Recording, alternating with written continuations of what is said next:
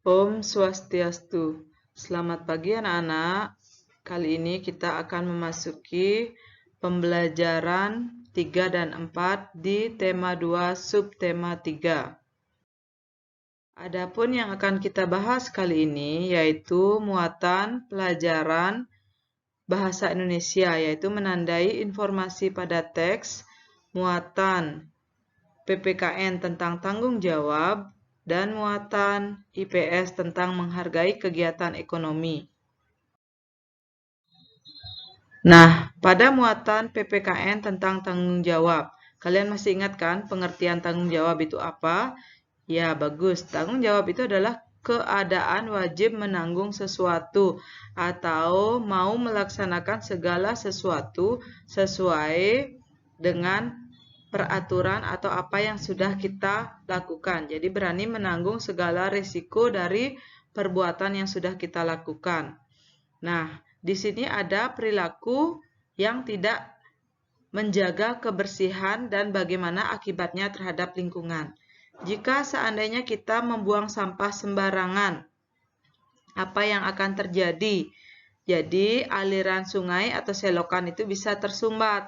Kemudian tumpukan sampah yang dibiarkan di pinggir jalan itu bisa menimbulkan bau yang tidak sedap serta bisa mencemari lingkungan. Nah, di sini ada contoh anak-anak dengan bertanggung jawab terhadap masalah sampah, kita akan bisa menciptakan lingkungan yang bersih dan sehat. Jadi Bu Guru harapkan kalian mulai dari kecil belajar atau membiasakan diri untuk membuang sampah pada tempatnya, karena itu merupakan salah satu tanggung jawab kita terhadap lingkungan. Yaitu sikap yang harus kita lakukan untuk menjaga kebersihan lingkungan. Apa saja yang bisa kita lakukan sebagai warga masyarakat yang sadar akan kewajiban terhadap kebersihan lingkungan? Hal yang pertama yang harus kalian lakukan, pastilah tidak boleh membuang sampah sembarangan. Biasakan membuang sampah itu di tempat sampah. Jadi jangan misalnya habis makan permen, makan jajan, sampahnya itu dibuang sembarangan. Itu bisa menyebabkan kumuh lingkungan menjadi kumuh, bau tidak sedap. Kemudian yang kedua, menjaga kebersihan lingkungan. Pagi-pagi misalnya baru bangun ya, anak-anak belajar membantu orang tua membersihkan lingkungan, menyapu dulu sebelum memulai aktivitas pembelajaran. Kemudian yang ketiga, mengikuti kerja bakti membersihkan lingkungan. Nah, seandainya di lingkungan kalian itu ada kegiatan gotong royong, jadi kalian harus ringan tangan untuk membantu orang tua kalian mengikuti kegiatan tersebut. Nah, bagaimana sikap atau tanggung jawab kita terhadap kebersihan di lingkungan masyarakat?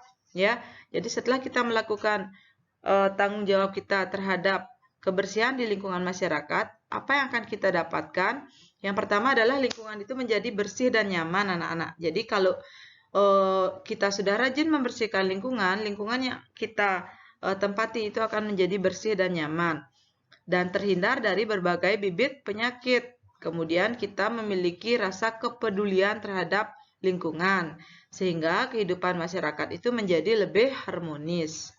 Nah, di sini kalian lihat di gambar itu ada tumpukan sampah. Ya, banyak masyarakat yang tidak peduli akan kebersihan lingkungan sehingga menimbulkan lingkungan yang kumuh dan kotor. Itu akan merugikan diri kita sendiri dan juga masyarakat. Nah, jadi kalau kalian melihat sampah yang menumpuk itu harus kalian berinisiatif untuk ikut membersihkan dengan penuh rasa tanggung jawab, ya. Kemudian selanjutnya yaitu mencari informasi yang ada pada teks. Bagaimana cara kita menandai informasi yang ada pada teks? Cara menandai informasi yang ada pada teks itu yang pertama kalian harus menemukan kata kunci. Kata kunci yang ada dalam setiap paragraf itu bisa juga dikatakan sebagai ide pokok dari masing-masing paragraf. Apa itu ide pokok? Kalian masih ingat kan? Inti permasalahan dalam suatu teks ya. Jadi menemukan atau mencari ide pokok dalam teks itu sama dengan kalian menemukan atau mencari kata kunci dari masing-masing paragraf. Di sini kita akan mengingatkan kembali bagaimana setelah kalian menemukan informasi tersebut, kalian akan menceritakan kembali isi teksnya, Langkah-langkah yang harus kalian perhatikan, yang pertama pasti membaca teks tersebut dengan seksama, kemudian membuat daftar pertanyaan, kemudian kalian jawab pertanyaan-pertanyaan tersebut. Dan yang terakhir, kalian merangkai jawaban yang sudah kalian buat menjadi sebuah paragraf yang lebih singkat. Itu caranya menceritakan kembali apa yang sudah kita baca.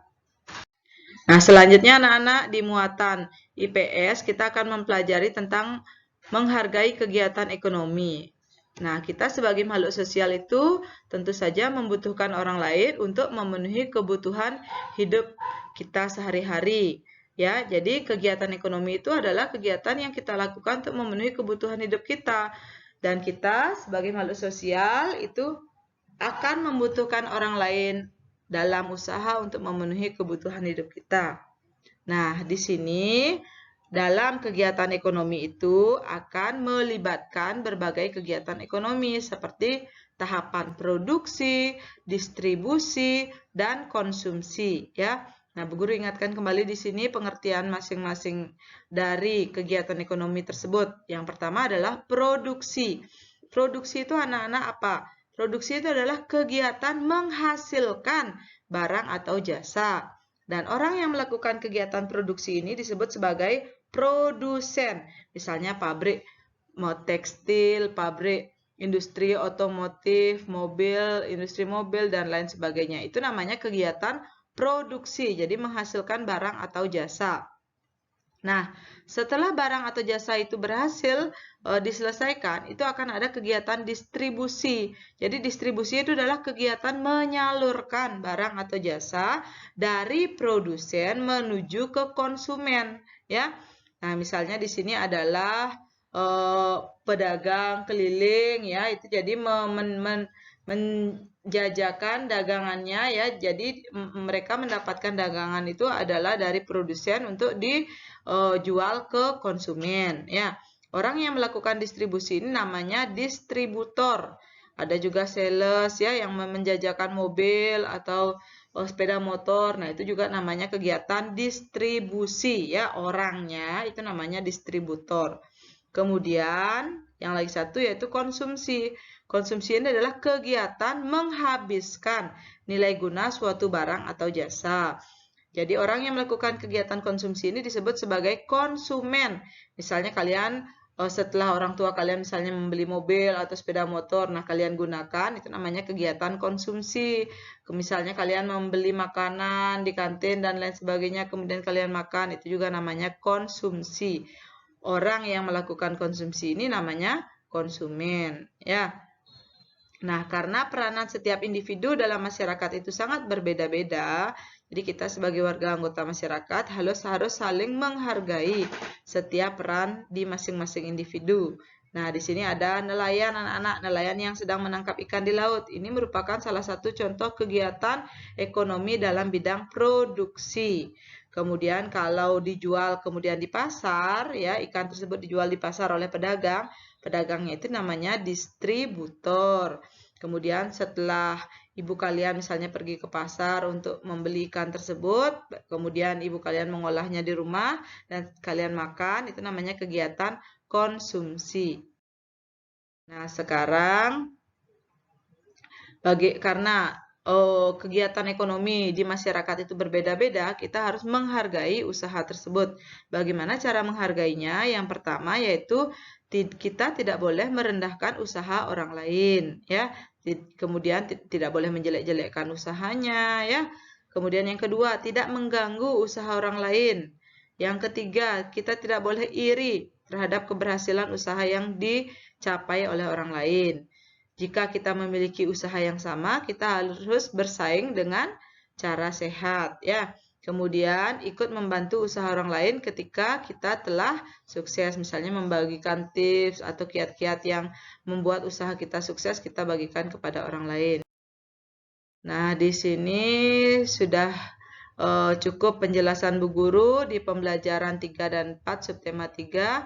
Mudah-mudahan bisa kalian pahami dengan baik, ya. Akhir kata Bu Guru ucapkan terima kasih atas waktu kalian menyimak pembelajaran kali ini. Mudah-mudahan bisa kalian pahami dengan baik, ya. Nah, Bu Guru tutup dengan Paramo Santi. Om Santi Santi Santi Om.